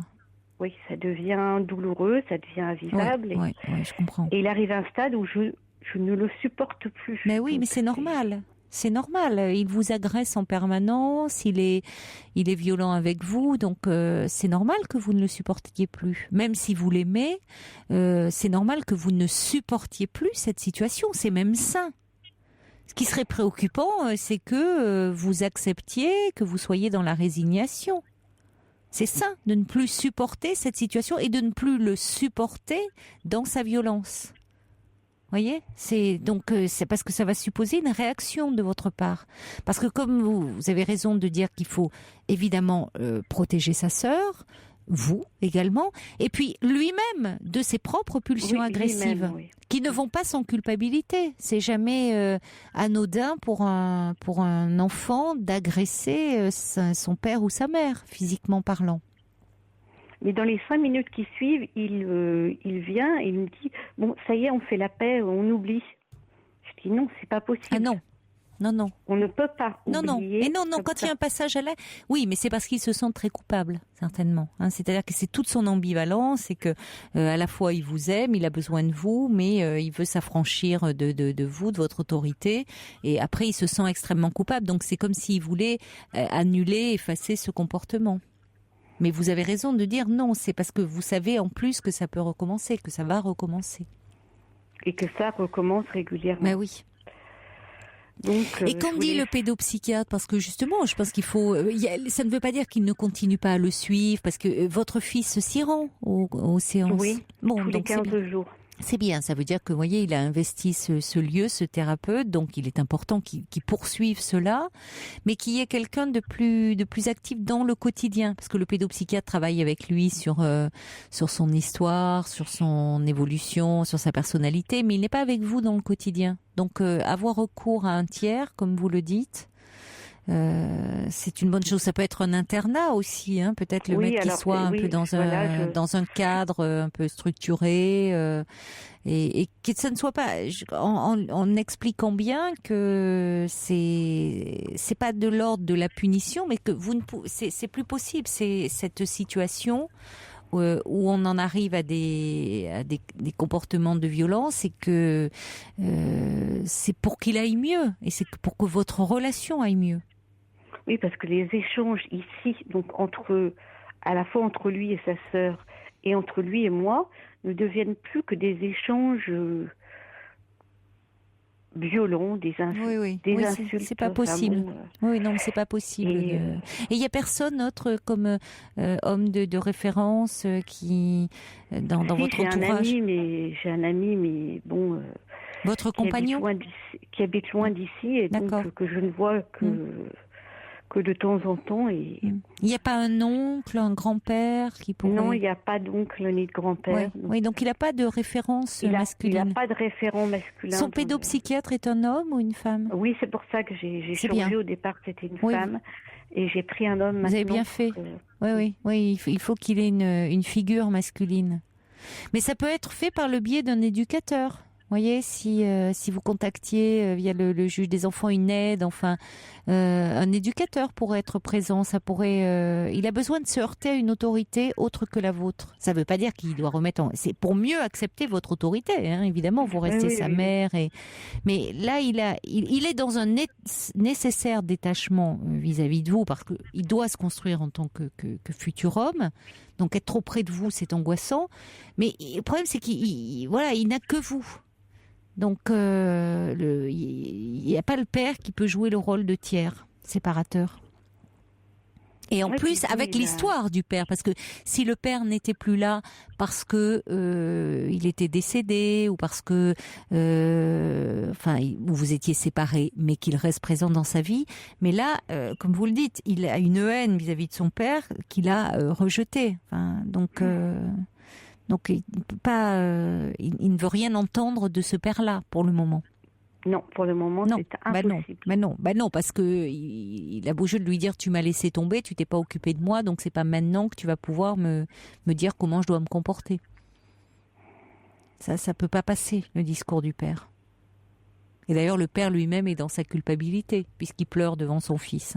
Oui. Donc il peut pas le porter. Il a besoin d'être porté et d'avoir quelqu'un qui tient bon en face. Alors vous, c'est normal et c'est bien que vous demandiez de l'aide. C'est même courageux de votre part. C'est-à-dire que vous pouvez pas rester dans cette. Je vous dis, c'est sain de ne pas supporter. C'est le contraire serait préoccupant. J'ai eu un grand sentiment de honte parce que je n'imaginais pas qu'un jour ça puisse arriver qu'il ose. Ah oui, c'est compliqué. Oui, ça arrive plus qu'on ne croit, dans des adolescences comme ça un peu compliquées ou pris dans des pulsions comme ça, dans des pulsions agressives où il est dépassé. Ce qui ne veut pas dire qu'après il n'en est pas très malheureux et très coupable. Hein. D'ailleurs, il vous dit bon allez, on arrête, on passe on oublie. Mais je trouve que vous avez un comportement adapté justement en n'acceptant pas ça. Il y a des parents qui, alors que l'enfant, leur adolescent ou jeune adulte les agresse, même violemment en parole ou après même avec des gestes, qui ne disent rien. Donc ils restent comme ça tétanisés, ce qui ne fait que renforcer ce comportement-là et qui est préjudiciable pour tout le monde. Donc vous avez raison de demander de l'aide. Qui est insupportable, franchement. Oui, mais j'entends. J'entends. Mais faites-le sans tarder, Anna. Oui, c'est ce que je vais faire. Ah oui, parce que... Ce qui m'inquiète en même temps, c'est que c'est un enfant qui n'a pas de copains, qui refuse de faire du sport, qui refuse d'avoir... et qui veut être toujours à la maison. C'est toute son ambivalence, vous voyez. C'est-à-dire qu'à la fois, il est presque trop proche de vous. Oui. Mais ça aussi, vous faites le point un peu de temps en temps avec son pédopsychiatre? Là, ça ne m'était pas arrivé depuis longtemps, mais là, je lui ai téléphoné. Vous avez bien fait, oui. J'avais besoin de savoir exactement ce qu'il... Vous lui avez dit donc qu'il était violent. Qu'est-ce qu'il en dit, le pédopsychiatre? Parce que là, quand on est dans le passage à l'acte, il faut vraiment intervenir. Lui peut intervenir. La première fois, il m'a dit, écoutez, vous lui avez donné une gifle, il vous a répondu, vous avez eu tort. Vous avez eu tort de quoi? Vous avez eu tort, c'est vous qui l'avez giflé en premier, il a répondu. Non, mais il n'a pas à répondre, je suis désolée. Non, moi je ne partage pas le point de vue de ce pédopsychiatre, je suis désolée. D'autant qu'il a dit ça devant mon fils, donc... Ouh là là, oui, alors il cautionne presque l'acte... ça m'a été très difficile à entendre, ce genre de choses. Oui, parce que la preuve, on est dans une escalade maintenant, Vous êtes quand même si vous lui avez donné une gifle, c'est que vous aviez aussi des raisons, et pour autant qu'il ne soit pas content, qu'il soit en colère après vous, c'est une chose, mais à ce moment-là, il va dans sa chambre, il claque les portes, mais il ne s'en prend pas à vous.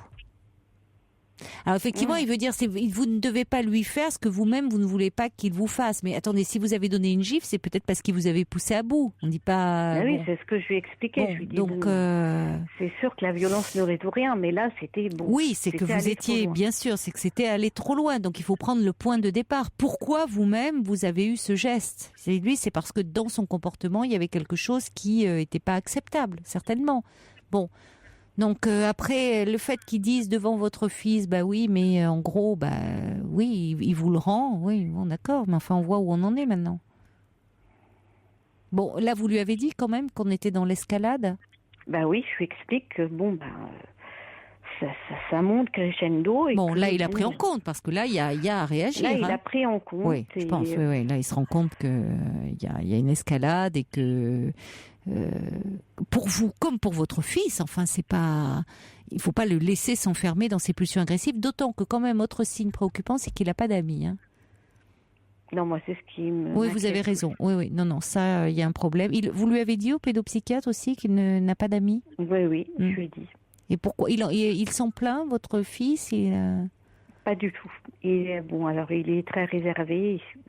Il ne verbalise pas vraiment tout qu'il ressent, mais il a simplement dit à sa sœur à plusieurs reprises qu'il était malheureux. Donc... Non, mais il doit être malheureux, parce que sinon il ne serait pas dans une aussi grande violence. Il doit être malheureux, et donc surtout que l'adolescence, c'est l'âge des amis. C'est là où on est vraiment, c'est les copains, on a besoin des autres, de ses pairs pour PAIRS, pour se construire. On délaisse ses parents pour les amis. Donc s'il n'a pas d'amis, il ne peut être que malheureux. Et pourquoi n'a-t-il pas d'amis? Qu'est-ce qui fait qu'il n'a pas d'amis? Est-ce qu'il est rejeté par les autres? Est-ce que vous ne savez pas? Non. Oui, mais ça c'est important aussi de le dire au pédopsychiatre, et puis ça montre que ce suivi ne suffit pas. Ça ne suffit pas, il faut autre chose, parce que forcément il investit, il n'arrive pas à se... il est en manque de père, il n'a pas d'amis, et du coup vous êtes son punching ball, c'est-à-dire il a que vous, et en même temps il grandit, donc il faut bien qu'il se détache aussi un peu de vous. Mais s'il se détache de vous, qu'est-ce qui lui reste s'il n'a pas son père, s'il n'a pas d'amis? Ouais, donc non, il a besoin d'aide. Il faut vraiment... vous avez bien fait d'appeler le pédopsychiatre, de lui dire ce qu'il en est, et puis qu'il y ait parallèlement autre chose de mis en place. Alors c'est vrai que c'est pas forcément l'internat, parce qu'il pourrait le vivre comme... ça se discute, il faudrait voir avec le pédopsychiatre, mais déjà voir si dans son quotidien... Il dit, à voir, parce qu'il risque de mal le vivre, de le vivre comme une punition. Oui, c'est possible. Oui, dans le contexte que vous décrivez, s'il a autant investi la maison, qu'il n'a pas d'amis, il risque en internat. Alors, c'est qui tout double. Soit en internat, il est obligé de se confronter aux autres et donc de se créer des liens, ce qui serait très bien pour lui. Mais comme il a une difficulté à créer des liens avec les autres, l'internat peut être redoutable pour lui. Parce qu'il peut être d'autant plus isolé, marginalisé et privé du lieu où il est quand même sécurisé. Même si... ouais, je suis d'avis. Et puis, c'est vraiment avec son pédopsychiatre qu'il faut en parler, parce que lui, il le connaît. Mais en revanche, il peut y avoir une aide dans votre quotidien avec un éducateur. Avec un éducateur. Oui, qui serait présent et qui, peut-être, voyez, avec qui pourrait justement, il faudrait qu'il, parce que moi, un jeune garçon qui veut pas faire d'activité, alors il veut pas faire de sport, soit, mais il pourrait faire de la musique, faire quelque chose comme ça. Mais oui, mais il fuit les autres. Et pourquoi? Est-ce qu'il est rejeté? Qu'est-ce qui se passe? Qu'est-ce qui fait qu'il n'arrive pas Il faut comprendre pourquoi là, parce qu'il est forcément malheureux de tout ça. Bon.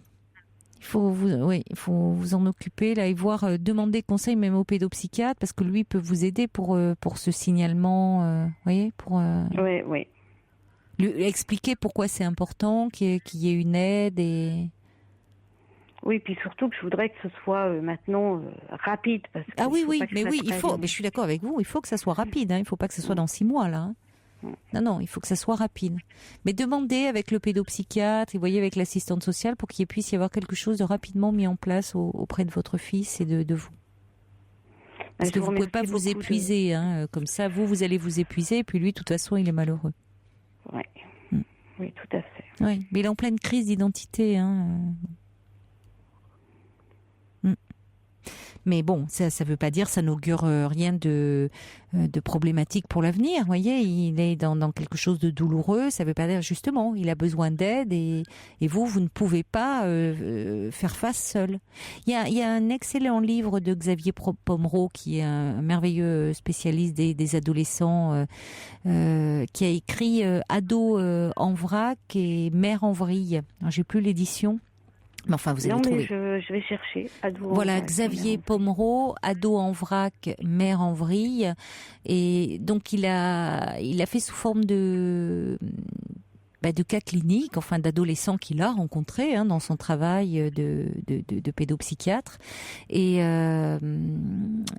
donc c'est très bien fait, c'est agréable à lire. C'est des ados qu'il a rencontrés avec leur mère, parce que ce sont souvent des femmes qui se retrouvent seules à élever ces adolescents qui vont pas bien. Et donc vous trouverez peut-être aussi des pistes, vous, un peu pour vous aider. Je vous remercie beaucoup.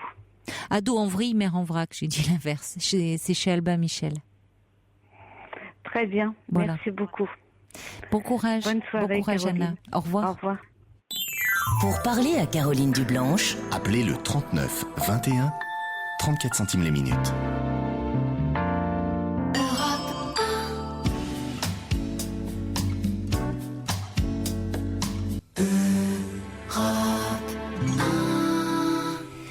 Anne a appelé le 39-21 pour dire qu'elle avait vécu les mêmes choses qu'Anna avec son fils l'année dernière. Elle dit, je peux vraiment imaginer ce que cette maman endure. Nous en sommes sortis.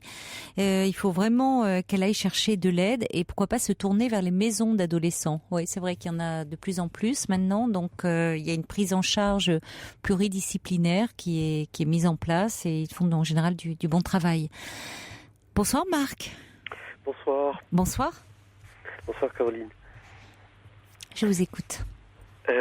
Oui, j'ai appelé parce que j'ai rencontré quelqu'un, donc un homme en fait, je suis homosexuel, il y a 5 mois, et il y a une semaine j'ai mis un terme à la relation et je voulais avec vous prendre un petit peu de recul, m'élever comme ça pour voir ce que je répète, parce que j'ai eu une autre relation il y a pas mal d'années, il y a 7 ans, qui avait duré 3 ans avec un homme, et j'ai l'impression de répéter un petit peu la même chose, même si les personnages sont très différents, ces 2 hommes sont très différents, et qui est de l'ordre d'une difficulté à m'investir dans la relation, j'ai envie de dire à rester extérieur à la relation, et aussi à m'interroger tout d'un coup sur mon désir, avoir l'impression que j'ai plus de désir, que mes sentiments, je sais plus ce qu'ils sont, et du coup j'ai un besoin de repli sur moi, mais physique, géographique, de revenir à mon appartement par exemple, de couper un peu, voire des fois même de faire une rupture, et ça c'est très déstabilisant pour l'autre. Et moi, je sais plus où j'en suis. Donc je me mets à douter de moi, de est-ce que je l'aime, est-ce que je l'aime pas, est-ce que même les hommes sont mon objet sexuel. Vous voyez, ça va très très loin en fait. Oui, c'est presque une quête d'identité. Oui, vous demandez si c'est les bons objets d'amour que vous trouvez. Peut-être qu'il y a une part... Allez voir de ce côté-là, justement. Pourquoi peut-être c'est votre... vous avez du mal à accepter inconsciemment ou consciemment ce choix. Ce choix, si tant est que ce soit un choix, d'ailleurs. Mais le fait de... Peut-être que justement, puisque vous parlez du désir, c'est-à-dire que à partir du moment... 3 ans, on dit voilà, c'est après la période d'incandescence, de désir, de pleine passion, c'est là où on peut transformer la relation en transformer le désir en sentiment amoureux. Tout à fait, C'est peut-être là où vous vous interrogez sur vous-même, sur vos choix entre guillemets. Oui. Alors j'ai fait un travail analytique très très long. En fait, j'ai commencé très tôt, à 23 ans, parce que j'ai eu vraiment une période très très douloureuse psychiquement, et donc ça fait plus de 15 ans, et j'ai le sentiment que mon attirance pour les hommes est vraiment plus forte courtes, sachant que j'ai eu vraiment des relations avec des femmes très très courtes il y a pas mal d'années, bien avant cette expérience, par exemple il y a plus de 10 ans avec un homme qui a duré 3 ans. Maintenant je suis persuadé que c'est vraiment là où j'ai envie de m'épanouir. Même si dernièrement je m'interrogeais un petit peu avec notamment des pertes d'érection et des choses comme ça.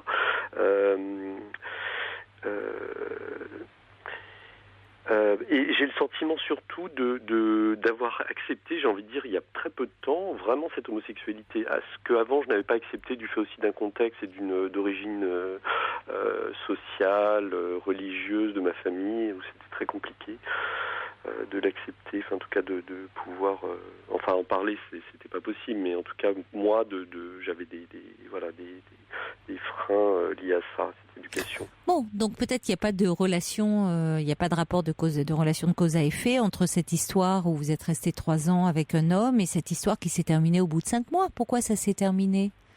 Alors ça s'est terminé parce que j'ai Comment plutôt? Oui, j'ai découvert il n'y a pas longtemps, il y a 1 mois, que cet homme je l'ai rencontré sur un site de rencontre gay, et j'ai découvert que au bout de 5 mois, un jour vraiment par hasard, à côté de lui devant son écran, j'ai vu quelque chose s'afficher, j'ai vu qu'il avait un autre site qui était dans ses favoris, et également en tapant une recherche le même jour, vraiment le hasard avec moi, un autre nom d'un autre site est apparu, et du coup on s'est expliqué et je lui ai dit mais c'est quoi ces sites, et après il n'a pas voulu trop en parler, il m'a dit non mais c'est juste 1 ou 2 personnes avec qui j'échange sur ces sites, et moi après je l'ai un petit peu surveillé en regardant ces sites où j'avais eu moi un accès il y a très très longtemps, j'ai retrouvé les codes et j'ai regardé qu'en fait il y était matin et soir pendant des heures tous les jours. Et ça m'a vraiment fait peur, et du coup c'est 2 relations très différentes parce que du coup moi ça a mis en place quelque chose du l'ordre c'est-à-dire que je pense que chez lui il y a un jeu de séduction en mettant une 3e personne comme ça dans la relation du couple, et moi c'est terriblement déstabilisant pour moi. Oui, vous avez une réaction tout à fait saine, hein. Si vous sentez qu'il vous met en compétition avec un tiers, alors que je pense ça vous excite pas. Lui c'est peut-être dans son fonctionnement, mais vous ça vous déstabilise, et il y a de quoi être déstabilisé. Non, moi ça me fait beaucoup de mal, donc là j'ai décidé d'arrêter la relation complètement. Non mais pas par manque de désir, c'est-à-dire est-ce que là vous aviez problème de manque de désir avec lui? Non, j'en avais pas. Non, je désirais beaucoup. Mais alors par exemple, au début de la relation, moi j'étais plus distant parce qu'il a voulu tout de suite qu'on habite ensemble. C'était très compliqué à gérer. Je mettais des freins. Et là, dernièrement, je me suis aperçu que j'étais complètement accro, par exemple. J'étais complètement dépendant de lui. Et pour le coup, j'ai senti un mouvement inverse. Et là, quand j'ai découvert les sites, ça a été un peu pour moi l'occasion de prendre une distance et de lui dire, attends, il y a des choses chez toi que je comprends pas, et du coup moi ça m'a permis de prendre du recul par rapport à cette relation où je commençais à être dans un peu une souffrance d'ailleurs. Oui, mais là pas par manque d'investissement, par trop plein, au contraire. Oui, par trop de désir. Oui, parce qu'il vous échappait. Oui, peut-être, je sais pas très bien, parce que oui, je sentais qu'il était moins présent. Tout à fait, oui. Ouais. Je sentais qu'il s'est joué quelque chose. D'ailleurs, ça m'est arrivé de rêver qu'il était avec un autre homme. Et je sentais qu'à un moment, parce que moi j'ai repris des études et j'avais des examens. Et là, depuis le début de l'année, je disais, je peux pas venir autant de te voir que ça. Et du coup, lui étant très fusionnel, je pense qu'il l'a pris comme un peu une distance de ma part, alors qu'il y avait des raisons objectives. Et moi, ça m'a fait très peur. Ouais, ça m'a fait très peur. Oui, mais là, vous voyez que, c'est pas par manque d'investissement, pas de désir que vous avez quitté cet homme. Non, c'est vraiment les raisons de ce qui est pas très clair. Parce et peut-être que, comme vous dites, vous avez sauté entre guillemets sur cette occasion pour vous détacher de lui, parce que vous sentiez aussi que là, pour le coup, vous étiez en train de cette dépendance à lui vous faisait peur. Oui, tout à fait. Donc, ce qui veut dire que peut-être qu'au fond de vous, oui, vous avez raison, il y a une peur de vous attacher, d'être réellement amoureux, et donc d'être fragilisé, d'être un peu vulnérable, parce que c'est vrai que quand on est amoureux, quand on aime quelqu'un, on se sent fort parce que évidemment l'amour, il y a ce sentiment de plénitude et autres, mais en même temps il y a une part de nous qui est fragile et vulnérable parce que si l'autre manque, si l'autre vient à manquer, on a peur de perdre, quoi. Donc et peut-être que c'est cette peur-là, vous voyez, donc c'est peut-être pas non plus un hasard si... alors, vous aviez senti qu'il y avait quelque chose d'un détachement puisque vous en avez rêvé, donc quelque part, vous aviez vos petites antennes, vous étiez très perspicace, là. Oui, mais, comme vous dites, vous avez peut-être sauté sur cette occasion aussi pour vous détacher de cet homme qui prenait trop d'importance. Là, c'est pas parce qu'il en avait pas assez, c'est parce qu'il en prenait trop. Oui, tout à fait. Ouais, c'est compliqué, ça. J'ai du mal à remettre les choses, dans l'ordre. Oui, je pense que c'est très juste ce que vous dites là. Maintenant, avec le recul, même si avec mon psy, par exemple, mais ça, c'est le fait de la rivalité qui, chez lui, est un fonctionnement. Ça me perturbe fondamentalement et je suis pas sûr qu'il va changer beaucoup à ce niveau-là. Oui, non, mais je ne dis pas non plus que vous n'avez pas bien fait non plus de réagir comme ça, surtout dans la mesure où, me dites-vous, ça vous faisait souffrir. Ah non, je souffre terriblement.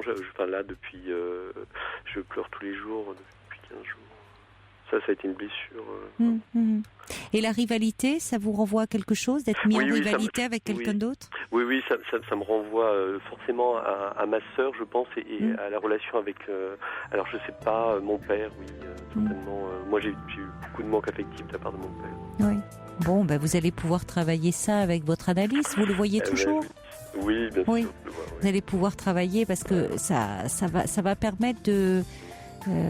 même si vous étiez attaché à cet homme, donc c'est normal que vous soyez malheureux, mais en comprenant aussi ce qui est en jeu et en travaillant sur cette rivalité et sur ce manque de père aussi, puisque là ça vous plonge dans ce manque, c'est aussi ce qui va vous permettre d'avancer. Vous savez, parfois des histoires d'amour douloureuses, pour peu qu'on se penche dessus, c'est celles qui nous font le plus avancer, paradoxalement, intérieurement. Bon courage, Marc. Merci de votre appel. Au revoir. Au revoir. Très belle nuit à vous, faites de jolis rêves. Il est maintenant 1h sur Europe 1 et vous allez retrouver Laurence Gontier tout en orange et noir ce soir, incandescente pour vous présenter les infos. Bonsoir Laurence. Bonsoir Caroline, bonsoir à tous.